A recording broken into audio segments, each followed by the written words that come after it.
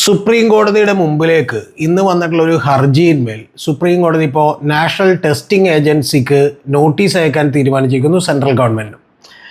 ഈ ഹർജി വന്നത് നമ്മുടെ ഇപ്പോൾ നടത്തിയിട്ടുള്ള കഴിഞ്ഞ ജൂൺ 4 റിസൾട്ട് വന്നിട്ടുള്ള national eligibility come entrance test എന്ന് പറഞ്ഞ പരീക്ഷ റദ്ദാക്കണമെന്ന് ആവശ്യപ്പെട്ടുകൊണ്ടാണ് ഹർജി വന്നത്. ഈ നീറ്റ് എന്ന് പറയുന്ന പരീക്ഷ നമ്മുടെ ഇവിടുത്തെ ഡോക്ടർമാരാകാൻ പഠിക്കാൻ വേണ്ടി നടന്ന എൻട്രൻസ് പരീക്ഷയാണ്. അതായത് 706ഓളം വരുന്ന മെഡിക്കൽ കോളേജുകളിലേക്കും 324ഓളം വരുന്ന ദന്തൽ കോളേജുകളിലേക്കും പിന്നീട് 914ഓളം വരുന്ന ആയുർവേദത്തിൻ്റെ കോഴ്സുകളിലേക്കും, അതായത് ആയുർവേദ ഡോക്ടർമാരാകാനും പിന്നീട് 47ഓളം വരുന്ന veterinary science and animal husbandry, ഇത്തരം കോഴ്സുകളിലേക്കെല്ലാം ആളുകളെ തിരഞ്ഞെടുക്കുന്ന ഒരൊറ്റ പരീക്ഷയുടെ പേരാണ് national eligibility come entrance test എന്ന് പറയുന്നത്. ഇത് ഇന്ത്യയിൽ ഇത്തവണ 24 ലക്ഷത്തിലധികം കുട്ടികളാണ് ഇത് എഴുതിയത് എന്ന് പറഞ്ഞാൽ ഡോക്ടർ ആകണമെന്ന് ആഗ്രഹിച്ചു വന്ന കുട്ടികളാണ് എഴുതിയത്. അവർ പലരും നിങ്ങൾക്കൊക്കെ അറിയാം, ചിലപ്പോൾ 8ാം ക്ലാസ് മുതലേ കോച്ചിങ്ങിന് പോയി സൺഡേയ്സും സെക്കൻഡ് സാറ്റർഡേയ്സും എല്ലാം കോച്ചിങ്ങിന് പോയി വന്ന് എഴുതിയവരാണ്. ഏറ്റവും കുറഞ്ഞ പക്ഷം അവർ +1 +2 എങ്കിലും കോച്ചിങ് എടുത്തിട്ട് വന്ന് എഴുതിയവരായിരിക്കും. അത് തന്നെ ഇന്ത്യയിൽ ഏറ്റവും നന്നായി പഠിക്കുന്ന 90% മാർക്ക് മേടിച്ചിട്ടുള്ള കുട്ടികളായിരിക്കും അത് എഴുതിയിട്ടുണ്ടാവുക. കേരളത്തിൽ ആ പരീക്ഷ എഴുതിയത് 1,44,000-ലധികം പേരാണ് അതിന് രജിസ്റ്റർ ചെയ്തത്. പക്ഷേ പരീക്ഷ എഴുതിയത് 1,36,000 പേരാണ്.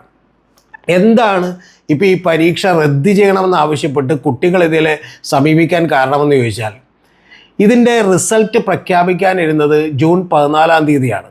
പക്ഷേ നമ്മുടെ നാഷണൽ ടെസ്റ്റിംഗ് ഏജൻസി എന്ന് പറഞ്ഞ ഏജൻസിയാണ് ഈ പരീക്ഷ ഇടുന്നത്. അവർ തിരക്ക് പിടിച്ച് ഇത്തവണ അത് ജൂൺ 4-ാം തീയതി, അതായത് നമ്മുടെ അഖിലേന്ത്യാ തലത്തിൽ നടന്നിട്ടുള്ള തെരഞ്ഞെടുപ്പിൻ്റെ റിസൾട്ട് വരുന്ന ദിവസം തന്നെ ഈ നീറ്റ് എക്സാമിനേഷൻ റിസൾട്ട് കൂടി പ്രഖ്യാപിച്ചു. അതുകൊണ്ട് അന്ന് അതിന് വലിയ വാർത്താ പ്രാധാന്യമൊന്നും കിട്ടിയില്ല.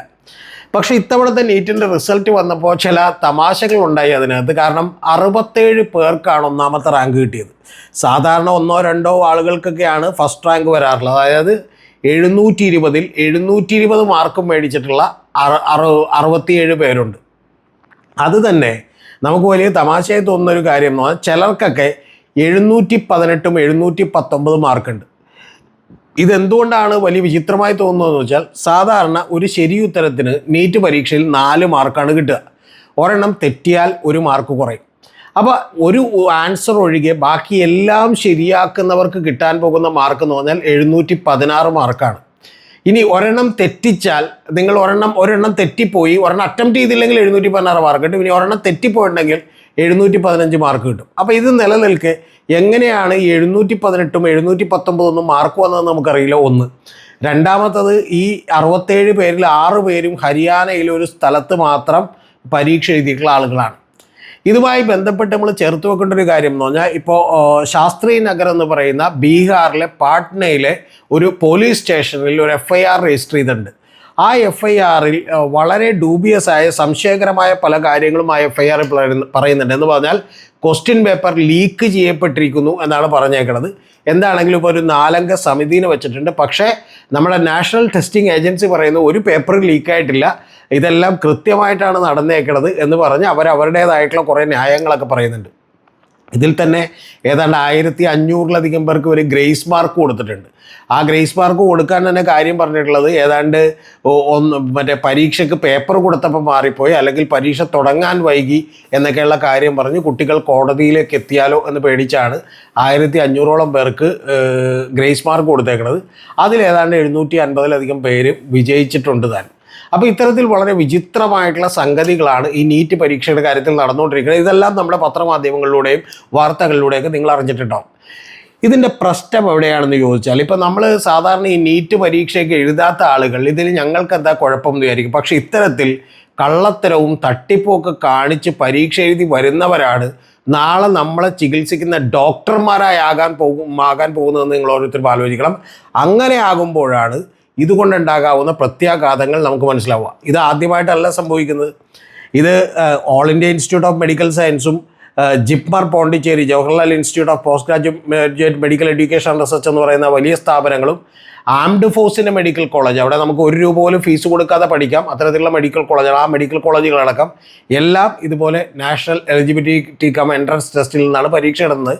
നേരത്തേക്ക് ഇവർക്ക് സെപ്പറേറ്റ് പരീക്ഷകളുണ്ടായിരുന്നു, ഇപ്പോൾ അതൊക്കെ മാറ്റിയിട്ട് ഇത്തരത്തിലാണ് പരീക്ഷ ഇടുന്നത്. അപ്പോൾ ഈ പരീക്ഷയുടെ സാങ്ക്ടിറ്റി, വിശുദ്ധി തന്നെ നഷ്ടപ്പെട്ടിരിക്കുന്നു. ഇത് മറുപടികൾ വേണം എന്നാണ് ഇന്ന് സുപ്രീം കോടതി പറഞ്ഞിട്ടുള്ളത്. ഇത് ആദ്യമായിട്ടാണോ സംഭവിക്കുന്നത്? അല്ല.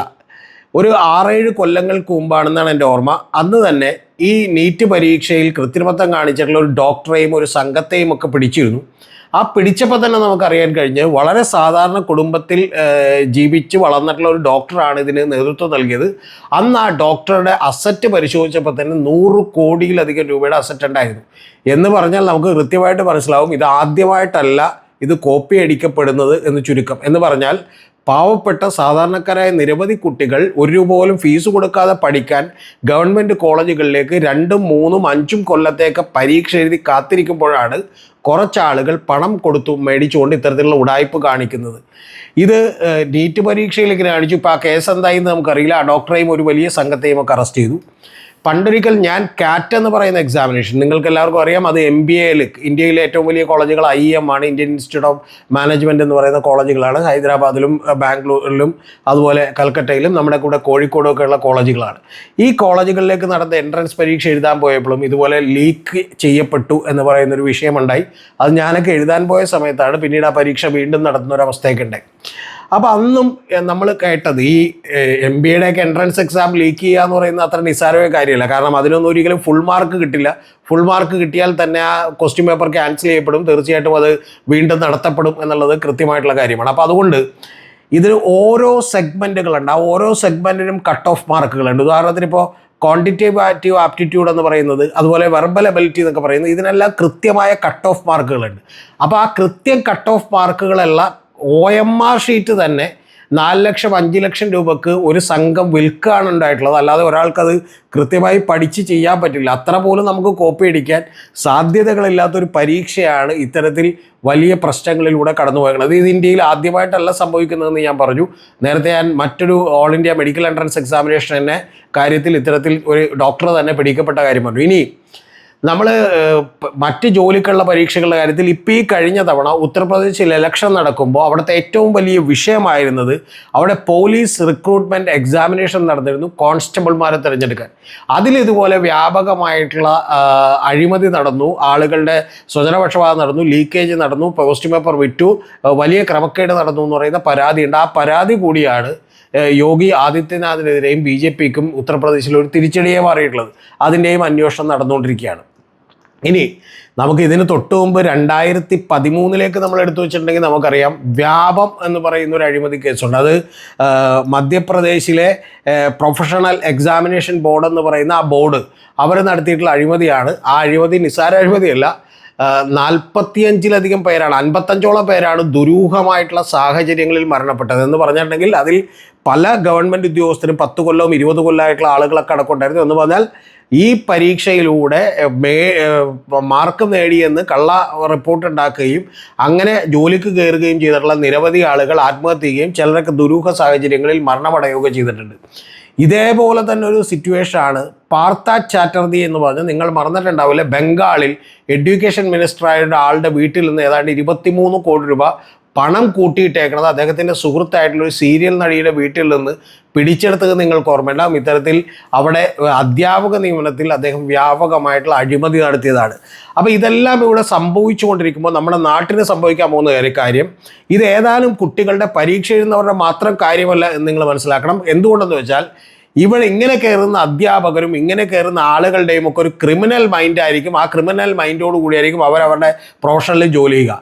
അതിലേറ്റവും അപകടകരമായ കാര്യം ഇത്തരത്തിലുള്ള ആളുകൾ, അതായത് നീറ്റ് പരീക്ഷയ്ക്ക് പണം കൊടുത്ത് കാശ് കൊടുത്ത് മേടിച്ച് MBBS പഠിച്ച് പാസ്സായി ഇറങ്ങുന്ന കുട്ടികൾ ഡോക്ടർമാരായി വരുമ്പോൾ അവരെങ്ങനെ ചികിത്സിക്കും എന്നുള്ളത് നമ്മളൊന്ന് ആലോചിക്കണം. അങ്ങനെ ചികിത്സിക്കുന്നതുകൊണ്ടാണ് കേരളത്തിലടക്കം ഇപ്പോൾ വലിയ വിഷയമായിട്ടുള്ള അവയവ മാർക്കറ്റും റാക്കറ്റുകളും അതിന്മേലുള്ള പണമിടപാടുകളൊക്കെ നടക്കുന്നത്. ഇത്തരത്തിലുള്ള ഒരു ക്രിമിനൽ സംഘത്തെ നമ്മുടെ രാജ്യത്ത് വളർത്തിക്കൊണ്ടിരിക്കുകയാണ് ഇത്തരത്തിലുള്ള പരീക്ഷകളിലൂടെ. ഇനി ഇതിൽ തന്നെ ഏറ്റവും പ്രധാനപ്പെട്ട ഒരു കാര്യം കൂടിയുള്ളത്, നമ്മുടെ നാട്ടിൽ നിന്ന് MBBS പഠിച്ചു കഴിഞ്ഞിട്ടുള്ള പോസ്റ്റ് ഗ്രാജുവേഷൻ പഠിച്ചു കഴിഞ്ഞിട്ടുള്ള നിരവധി ഡോക്ടേഴ്സ്, അതായത് അവർ 5 കൊല്ലത്തെ MBBSഉം അത് കഴിഞ്ഞ് 2 കൊല്ലത്തെ പോസ്റ്റ് ഗ്രാജുവേഷൻ ഒക്കെ കഴിഞ്ഞ് ഏതാണ്ട് ഒരു 8 കൊല്ലത്തെ പഠനം കഴിഞ്ഞതിന് ശേഷം പോലും മറ്റ് രാജ്യങ്ങളിലേക്ക് ചെന്നാലുള്ള അവസ്ഥ എന്താണെന്ന് നിങ്ങൾ അറിയണം. മറ്റ് രാജ്യങ്ങളിൽ ചെന്നാൽ മിക്കവാറും പേർ പ്രാക്ടീസ് ചെയ്യുന്നില്ല. കാരണം അവിടെയൊക്കെ മെഡിക്കൽ പ്രാക്ടീഷണർ ആണെങ്കിൽ, നിങ്ങളൊരു ഡോക്ടർ ആണെങ്കിൽ അവിടുത്തെ ഒരു എക്സാം എഴുതി നിങ്ങളുടെ എലിജിബിലിറ്റി കൂടി, അതായത് നിങ്ങൾക്കിത് ചെയ്യാൻ കഴിയുമെന്ന് അവരെ കൂടി വിശ്വസിപ്പിച്ചാൽ മാത്രമേ ആ രാജ്യങ്ങളിലൊക്കെ നമ്മുടെ അവിടത്തെ ആളുകളെ ചികിത്സിക്കാൻ വേണ്ടി ഗവൺമെൻറ് പെർമിറ്റ് ചെയ്യുള്ളൂ. ഓസ്ട്രേലിയയിൽ, കാനഡയിൽ, അതുപോലെ നിരവധി രാജ്യങ്ങളിൽ അങ്ങനെയാണ് അവസ്ഥ. അതുകൊണ്ട് എനിക്ക് തന്നെ നേരിട്ടറിയാവുന്ന ഒരു ബിറ്റ്സ് പിലാനിയിലെ ഒരു എഞ്ചിനീയറും അദ്ദേഹത്തിൻ്റെ വൈഫായിട്ടുള്ള ഡോക്ടറും, അദ്ദേഹം എൻ്റെ സുഹൃത്താണ്, അദ്ദേഹത്തിൻ്റെ വൈഫായിട്ടുള്ള ഡോക്ടറും ഒക്കെ പോസ്റ്റ് ഗ്രാജുവേഷൻ കഴിഞ്ഞിട്ട് ഇപ്പോൾ ഓസ്ട്രേലിയയിൽ പോയി അവർ വെറുതെ ഇരിക്കുകയാണ്. കാരണം അവർക്ക് ഈ ടെസ്റ്റ് എഴുതിയെടുക്കാൻ പറ്റില്ല. അതിൻ്റെ അർത്ഥം നമ്മളിവിടെ ഈ വിദ്യാഭ്യാസ നിലവാരം അടിമുടി താണുകൊണ്ടിരിക്കുന്നു. ഇതുകൊണ്ടാണ് ഈ നാട്ടിലെ സാധാരണക്കാരായ കുട്ടികൾ മറ്റെവിടെയെങ്കിലും വിദേശ രാജ്യത്ത് പോയി പഠിക്കാനും അവിടെ ചേക്കേറാനും അവിടെ ജീവിക്കാനും ഒക്കെ തയ്യാറാകുന്നത്. ഈ വിദ്യാഭ്യാസത്തിൻ്റെ ഈ എൻട്രൻസ് പരീക്ഷകളുടെയും പ്രവേശന പരീക്ഷകളുടെയും ഒക്കെ നടത്തിപ്പിൽ വരുത്തുന്ന പാളിച്ച ഗവൺമെൻറ് അറിഞ്ഞുകൊണ്ട് ചെയ്യുന്നതാണെന്ന് ഞാൻ വിചാരിക്കുന്നു. കാരണം അതുകൊണ്ടാണ് ഉക്രൈനിലെയും റഷ്യയിലെയും വിദേശ രാജ്യങ്ങളിലെയും ഒക്കെ യൂണിവേഴ്സിറ്റികൾ ഇവിടെ നിന്ന് ആളുകൾ എടുക്കാനും ഇവിടെ നിന്നുള്ള കുട്ടികൾ പോകാനും ഒക്കെ തയ്യാറാകുന്നത് അതുകൊണ്ടാണ്. അതുകൊണ്ട് ഈ കോക്കസ് എന്ന് തീരുമെന്ന് നമുക്കറിയില്ല. ഇതൊരു തുടർക്കഥയായി മാറിക്കൊണ്ടിരിക്കുന്നു എന്നുള്ളതാണ് വാസ്തവം. നമ്മുടെ കുട്ടികളെ ചികിത്സിക്കേണ്ട, ഈ പാവപ്പെട്ട സാധാരണക്കാരായ ആളുകളെ ചികിത്സിക്കേണ്ട ഡോക്ടേഴ്സാണ് ഇത്തരത്തിൽ കൈക്കൂലി മേടിച്ചും കള്ളത്തരം കാണിച്ചും ജോലിക്ക് കയറുന്നത് എന്നുള്ളത് ആശ്ചര്യകരമായിട്ടുള്ള കാര്യമാണ്. ഇന്ത്യൻ ജനാധിപത്യത്തിൻ്റെ ദുരന്തങ്ങളിലൊന്നാണിത്.